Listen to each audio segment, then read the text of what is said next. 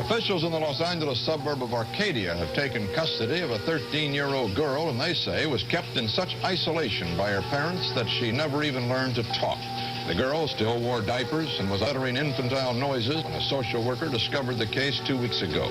But the authorities are hoping she still may have a normal learning capacity. Among the first to see the child was Temple City Detective Sergeant Frank Linley.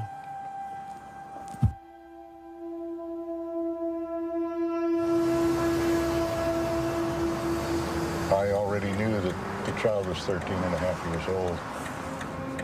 And I took one look at her, and she wasn't much bigger than my daughter Beverly, who had just turned 7 about 3 months earlier. And I really had a hard time conceiving of the idea that the child was the age that she was. The child obviously had been severely mistreated. After she was still in diapers, couldn't walk. She had no verbal skills at all at that point. The last time I was on this street was probably 30 years ago. Yep, there it is. Hasn't changed much.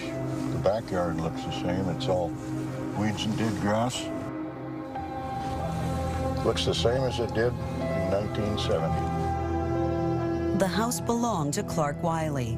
A loner, Clark had turned his back on the world after his mother had been killed in a hit-and-run accident. After the accident, things in the Wiley house would never be the same again. The house was completely dark. All the blinds were drawn. And there were no toys, no clothes, nothing that would ever indicate to you that a child of any age lived there.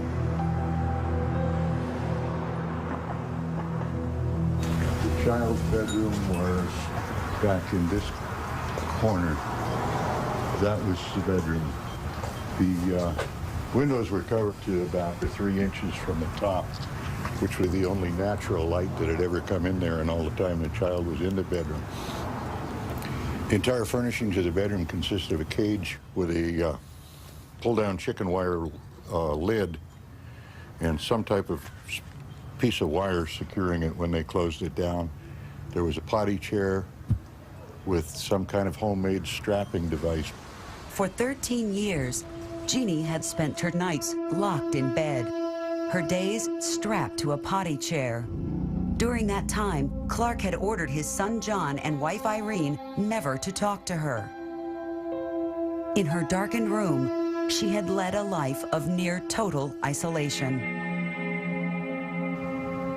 Even close neighbors were completely unaware of her presence. We came home from work and the police was here and they came to question us. That's when we found out, you know, what happened and, you know, that they had a little girl. Nobody knew before. And when we found out what happened and how she was treated, I mean, everybody was shocked and just unbelievable. For their whole marriage, Clark had imposed his will on Irene. And blind with cataracts, she had been too scared to resist. But one day, something broke.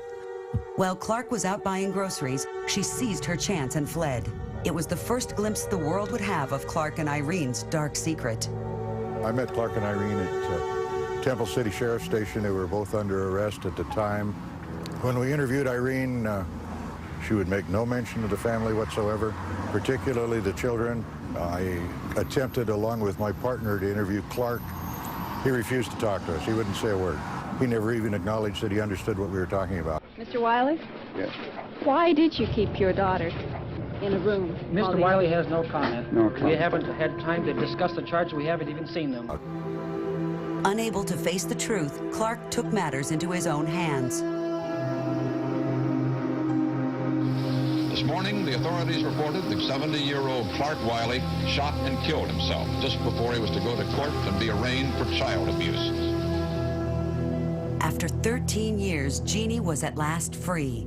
And for scientists, she was just the case they had been waiting for.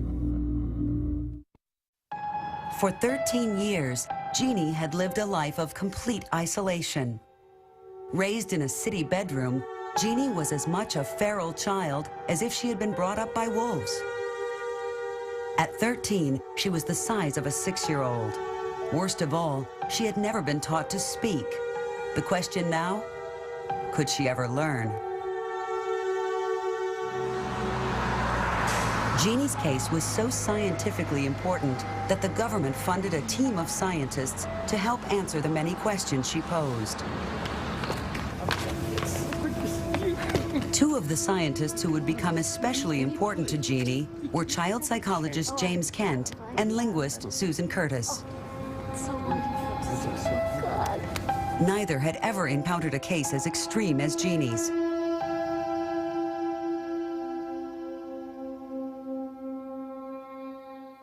We looked at her as a newborn in a way, even though we know she hadn't. She came with 13 years of memories and experiences, not all of them wonderful, most of them not, I think. And so we thought we needed to start to expose her to what the world was going to be like for her outside the hospital bed. To Genie, everything was a new experience. We did what you would do with your own kids if you were introducing them to the world. You'd take them out and hold them up and show them, and sort of judge from how they reacted to whether this was too much or not enough, and you could move on and do the next thing. Genie was making amazing progress. As the experts looked on, they realized that she might be the answer to the question that had troubled science for so long.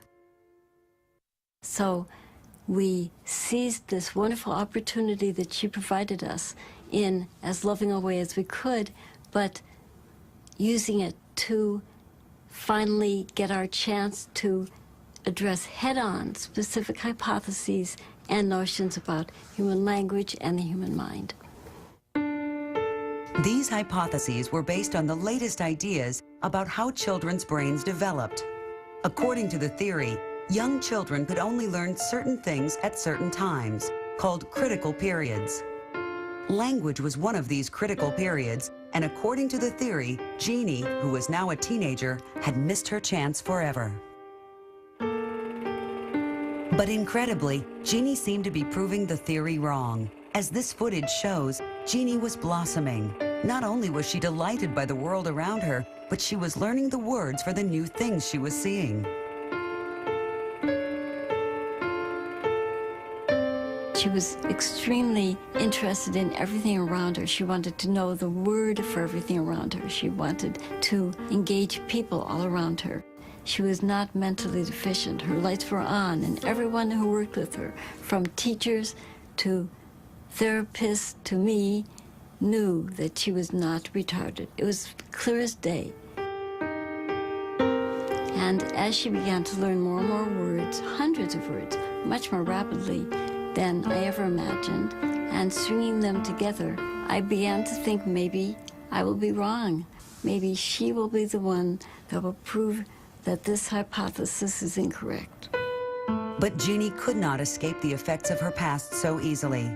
She was still haunted by her traumatic upbringing, trapped by the memories of the awful fate she had suffered. And linguistically, she had stopped making progress. She learned tons of words. She has an enormous vocabulary. But language is not words. Language is grammar. Language is sentences. How do you make a sentence? What can be a sentence? What is a sentence? How do you automatically know something's a sentence? So it wasn't because she was cognitively deficient.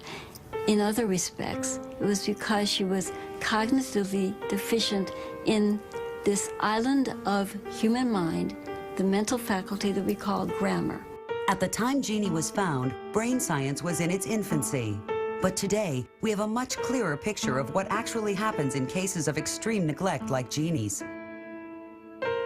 In Genie's brain, the left part of her brain, her cortex, that has those neural systems responsible for speech and language, because she never heard any words and because she was never spoken to very often, they didn't get stimulated. And because they weren't stimulated, they got smaller and less functional and disconnected, and ultimately that part of the brain literally physically changes. Today, with modern imaging technology, we can actually see what happens in the brains of feral children, and the effects are shocking. Without normal stimulation, their brains are smaller and malformed. And the earlier this neglect begins, and the longer it carries on, the worse the damage will be. Starved of stimulation, Genie's brain had simply not developed the capacity for language. And now that she was a teenager, she would never be able to learn. Despite this, Genie continued to be a close part of everyone's life. But there was more trouble ahead. Children have to belong to somebody when they grow up, and she was still a child, and she needed a family to belong to. So that's what we would have liked, a family that she could belong to. And that's not what happened, unfortunately. What did happen is about the worst outcome I think we would have envisioned. On her 18th birthday, Genie moved back with her mother, Irene, into the house in which she had been so terribly abused. But after only a few weeks, it was clear that Irene couldn't cope. From here, Genie was moved into state care with terrible consequences. I was a student, and people wouldn't listen to me. People who needed to intervene did not listen to me. And so I spent lots and lots of time on the phone pleading with people to intervene and save this person who had had the worst experience of deprivation and isolation in all recorded medical history. Genie moved from home to home, sometimes with the very people who served as her therapists. This potential conflict of interests raised tensions among the many people involved in her life, and a tug of war erupted over the child. As Genie's condition deteriorated, Irene decided that Susan Curtis and the other academics had become too close to Genie. A lawsuit followed. I went from being asked to be her guardian to 1 week later being prevented from seeing her or phoning her. And ever since then, I've been prevented from having any contact at all. So although I have lots of, I'm still a scientist, I'm still interested in knowing things about her language now and all kinds of interesting things I would like to pursue academically. Primarily, I would just like to see her. Now, a ward of the court, Genie lives in an adult care home somewhere in Los Angeles, prevented from seeing the people who once meant so much to her.